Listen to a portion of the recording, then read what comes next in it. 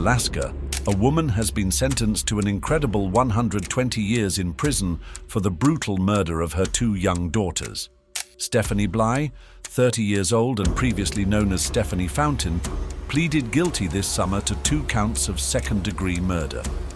Her victims were her own children, just 4-month-old Cheyenne and 13-month-old Jasmine. The case has shocked the community and raised questions about the tragic events that led to this horrific crime. The murders occurred 2 years apart, meaning the girls never had the chance to grow up together. Let's go back to September 2015, a crucial moment in this tragic case. It was then that her mother called with a shocking revelation. When Stephany Bly called her mother to tell her that her 4-month-old daughter Cheyenne had died, she sounded distant and matter-of-fact. Only 10 minutes before her mother arrived did she announce this shocking news. Cheyenne, an apparently healthy baby girl, was initially considered a victim of sudden infant death syndrome, also known as sudden infant death syndrome, SIDS. But there was something dark and unanswered about her death, as if there was more going on than anyone wanted to admit. This tragedy was just the beginning. 2 years later, in November 2017, disaster struck again, a second gruesome death. This time, Stephany was now married. She desperately tried to contact her husband, who was deployed at the time. She called again and again, hoping for an answer, but her calls went unanswered. What started as a presumed natural death would eventually culminate in a case that shocked the world and raised questions that could never be fully answered. When Stephany Bly called her in-laws, her voice was filled with panic. She told them that her 13-month-old daughter Jasmine was not breathing again. The grandparents rushed to her house while Stephany called 911 in desperation. But just before they arrived, she told them a story that sounded suspiciously like what she had said 2 years earlier when her other daughter Cheyenne died. This time, however, everything felt different. The authorities' suspicions grew, and it became increasingly clear that more was going on. When investigators followed her digital trails, they made a shocking discovery. Stephany had conducted disturbing searches. She had searched the internet for ways to use drugs to suffocate people and kill them without a trace. One of the searches was even about suffocating people without it being visible in the autopsy, such as the use of drowning in a report.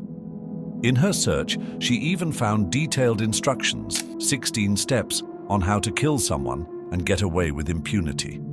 The true extent of the case was only beginning to emerge, and suspicions about Stephany's involvement in her daughter's deaths grew stronger. The searches Stephany Bly made would later be used against her in court. But the shocking discovery of her 13-month-old daughter Jasmine's autopsy was the deciding factor. The report was crystal clear. Jasmine had died from a lack of oxygen, consistent with asphyxiation. This prompted authorities to reopen the investigation into Cheyenne's death. It soon became clear that there was a pattern and that both daughters had in fact been murdered. The case came to a tragic head in August 2018, 2 years after Cheyenne's death and a year after Jasmine's. A grand jury ultimately decided to indict Stephany Bly for the murder of her children. But it took years before the case actually came to trial. It wasn't until August this year that Bly was finally charged with the murder of her daughters, sending shockwaves through the community. This week, Stephany Bly pleaded guilty to 2 counts of second-degree murder for the deaths of her 2 young daughters.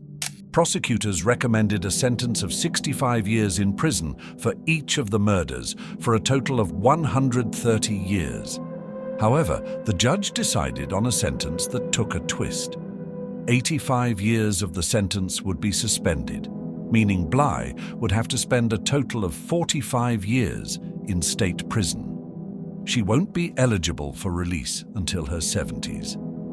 The grandmother of the victims, Cheyenne and Jasmine, shared her relief on Facebook in the group justice for Jasmine and Cheyenne. She wrote, "The day has finally come. Tomorrow she will finally be sentenced.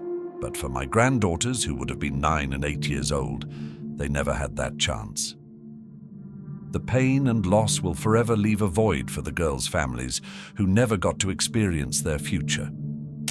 The gruesome murder of the 2 young girls shocked the community of Fairbanks, Alaska. Former Fairbanks Police Chief Eric Jukes said at the time, "Think about a mother killing her 2 children in 2 years. Completely isolated events. What that means, the evil that exists out there." The impact of the murders was felt on everyone. The Fairbanks District Attorney stated that Blais's behavior had shocked the conscience of many. While we cannot pretend that anything can ever be made right for the losses suffered by these girls' fathers or other family members, I hope that the sentences imposed will bring some measure of justice to the families of Jasmine and Cheyenne, and to the Fairbanks community at large, he said. "This is a devastating story. A mother pleads guilty to murdering her 4-month-old and 13-month-old babies. The case remains indescribable to many, and the shock it has caused will reverberate through the community and relatives for a long time. The conviction is just a small step towards justice, but the void left by Blais's actions can never be fully filled." Stephany Blais's case remains one of the most chilling and heartbreaking tragedies the community has ever witnessed. In a heart-wrenching plea, she was found guilty of 2 second-degree murder charges for the deaths of her 2 daughters, Cheyenne, just 4 months old, and Jasmine, only 13 months old. This guilty verdict sent shockwaves through the nation, but the story behind it is far from simple. It's a tale of manipulation, a twisted reality, and the horrifying secrets that were kept hidden in plain sight. When Stephany first stood before the judge, she was given a chance to speak. Many expected to hear an explanation, some form of remorse, or even an attempt to justify the horrifying actions that ended her children's lives. However, there was none. She accepted her fate, and in doing so, she was granted a sentence that would see her spend 130 years in prison, 1 year for every year her daughters should have lived. But despite the gravity of the situation, there was one haunting twist.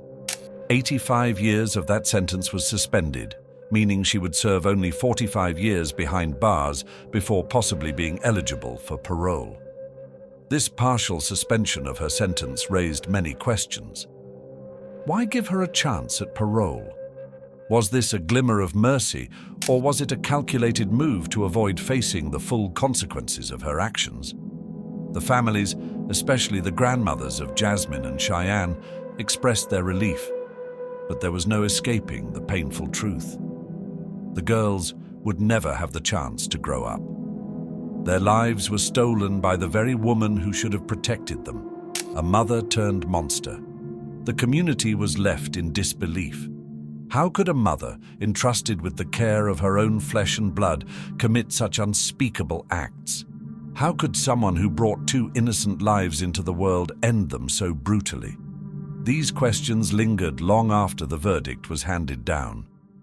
The tragic irony of it all is that Cheyenne and Jasmine were never given a chance to experience life, to laugh, to love, or to grow. They were denied the most basic of human rights, the right to live. The case against Stephany was built on damning evidence. Forensic experts uncovered chilling details about her online behavior. The authorities discovered that Stephany had conducted disturbing searches that revealed a twisted plan. She searched for ways to suffocate people, to kill them without leaving a trace.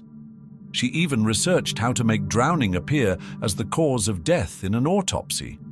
These searches, made in the dark corners of the internet, were later presented as crucial evidence in court. But perhaps the most shocking discovery was the autopsy report of Jasmine. The 13-month-old girl's cause of death was clear and unmistakable: asphyxiation. This revelation was what ultimately forced the authorities to reopen the investigation into Cheyenne's death. It was a blow that would unravel everything Stephany had tried to hide. As the investigation progressed, it became painfully obvious that both Cheyenne and Jasmine had been murdered. The evidence stacked up, and with it, the horrors of what had transpired behind closed doors came into focus. Yet, still, Stephany never provided any explanation for her actions. No remorse, no reason. She pled guilty, but her silence only added to the pain felt by those who loved her children. A grand jury eventually indicted Stephany for the murders of both of her daughters, but the legal process dragged on for years. It wasn't until August 2024, 6 years after Jasmine's death, that the case finally came to trial. In a way, the delayed trial was almost as agonizing as the crime itself. The families of the victims had to live with the uncertainty, waiting for justice to be served. And when it was, it felt almost too little, too late. The shock of learning that a mother could commit such an act on her own children was hard to fathom. Her guilt was undeniable, and yet there was no closure, no answers. The legacy of Cheyenne and Jasmine was tragically cut short, and the community was forced to reconcile with the painful truth that such evil could exist within someone they once trusted. As the legal system worked to bring Stephany to justice, many could not help but wonder, why did she do it? Was she suffering from a mental illness, perhaps postnatal depression, or did something deeper drive her to kill her own children? Stephany's defense never offered a clear explanation. They never attempted to provide a reason for the unthinkable. Maybe she felt isolated, alone, as her husband was deployed. Maybe she struggled with the pressures of motherhood, though this doesn't excuse the monstrous acts she committed. The truth is, we'll never truly know what went through her mind. However, it's clear that whatever drove her to this point, it wasn't just a fleeting moment of rage. It was calculated, premeditated. The disturbing searches she made online show a woman who planned her daughters' deaths with chilling precision. She wasn't just trying to escape the responsibilities of motherhood, she was plotting their murder. And for that, she would pay the ultimate price. As Stephany was taken away to prison, the families of Jasmine and Cheyenne were left to pick up the pieces of their shattered hearts. The loss was unbearable, the devastation immeasurable.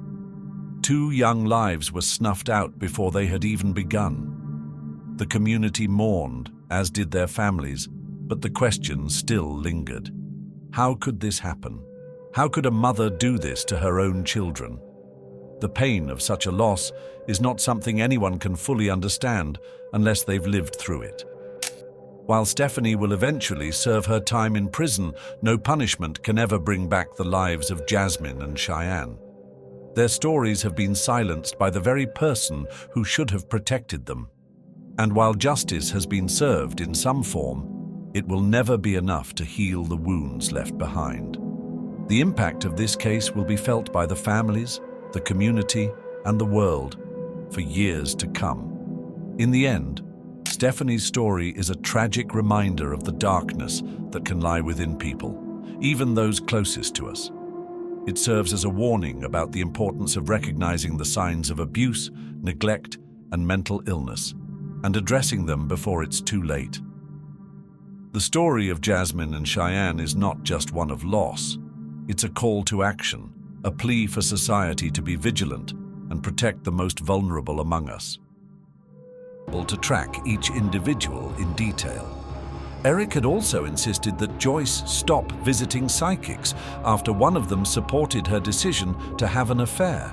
He likened Joyce's affinity for psychic readings to a drug addiction, likening it to alcoholism. When asked if it was a fair comparison, he said, "I'm not sure if there's a name for that condition, or just an obsession, but yeah, it's like a slippery slope." After the affair, Joyce agreed to stop seeing psychics. But in December of that year, just a month before John's murder, she contacted another psychic. Eric had testified about his movements the night of John's murder, providing details about the footage that showed his truck leaving the driveway at 5:20 p.m. and again just before 10 p.m. He claimed that on his first trip, he dumped a small load of bricks at the Wimanalo Convenience Center, followed by a second trip to a store. However, the prosecution called Rocky Javier, a security guard at the dump, as a witness.